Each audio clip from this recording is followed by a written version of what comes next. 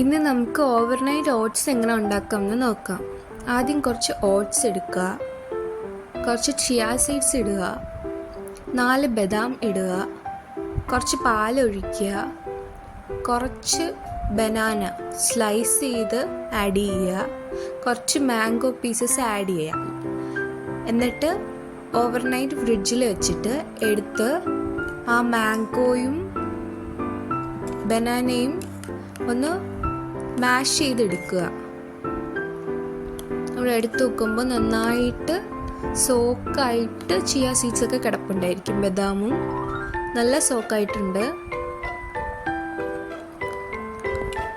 ഇനി നമുക്ക് മാഷ് ചെയ്യാൻ തുടങ്ങാം.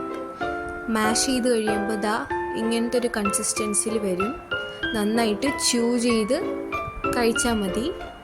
നല്ല ഹെൽത്ത് ബെനിഫിറ്റ്സ് ഉള്ളൊരു ഓവർനൈറ്റ് ഓട്സ് ആണിത്. ഹെൽത്തിയാണ്, നമുക്ക് നല്ല ഫില്ലിങ്ങും തരും, നമുക്ക് പിന്നീടൊരു ഗിൽറ്റ് ഫീലിങ്ങും തോന്നില്ല. So try it. Bye, love U.